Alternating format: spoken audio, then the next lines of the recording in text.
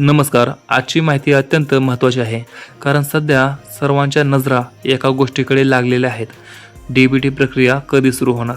कारण लाखो महिलांचे हप्ते अजून प्रलंबित आहेत. गेल्या काही दिवसापासून अनेक महिलांच्या खात्यामध्ये पैसे आले नाहीत. त्यामुळे महिलांना वाटतं की कदाचित योजना बंद झाली का? पण प्रत्यक्षामध्ये योजना बंद झाल्याची कोणतीही अधिकृत घोषणा झालेली नाही. आता समजून घ्या DBT प्रक्रिया म्हणजे नेमकं काय? DBT म्हणजे डायरेक्ट बेनिफिट ट्रान्सफर, म्हणजे शासन थेट महिलांच्या बँक खात्यामध्ये पैसे जमा करते. ही प्रक्रिया तांत्रिक स्वरूपाची असल्यामुळे काही वेळा उशीर होऊ शकतो.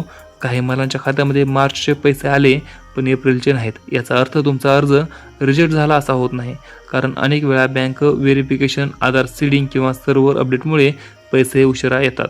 आता सर्वात मोठी चर्चा सुरू आहे की पुढचे 2 दिवस महत्त्वाचे असू शकतात, कारण DBT सिस्टीम पुन्हा सक्रिय होण्याची शक्यता व्यक्त केली जात आहे.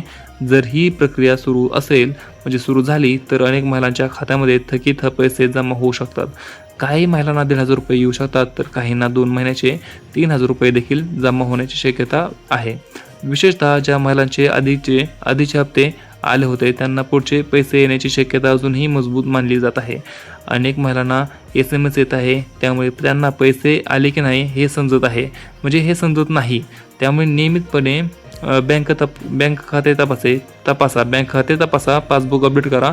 मोबाईल बँकिंग असेल तर स्टेटमेंट चेक करा. आणि काही महिलांच्या खात्यामध्ये पैसे आले तरी ते होल्डमध्ये जातात, कारण खाते निष्क्रिय असतं. त्यामुळे तुमचं बँक खाते सक्रिय आहे का हे तपासा. आता एक महत्त्वाचा प्रश्न, जर पैसे आले नाहीत तर काय करायचे? तर सध्या लगेच घाईघाईने निष्कर्ष कोणता पण काढू नका, कारण अजून अंतिम वितरण पूर्ण झालेलं नाही. अनेक जिल्ह्यांमध्ये प्रक्रिया सुरू असल्याचं सांगितलं जात आहे. महिला व बालविकास विभागाकडून अधिकृत सूचना आल्याशिवाय कोणत्याही फेक मेसेजवर विश्वास ठेवू नका. अनेक लोक याचा गैरफायदा घेत आहेत. जर काही महिलांना पुढे कागदपत्र अपडेट करायला सांगितली गेली तर त्यासाठी अधिकृत प्रक्रिया दिली जाईल. त्यामुळे सध्या अफवांपासून दूर राहणं खूप महत्त्वाचं आहे.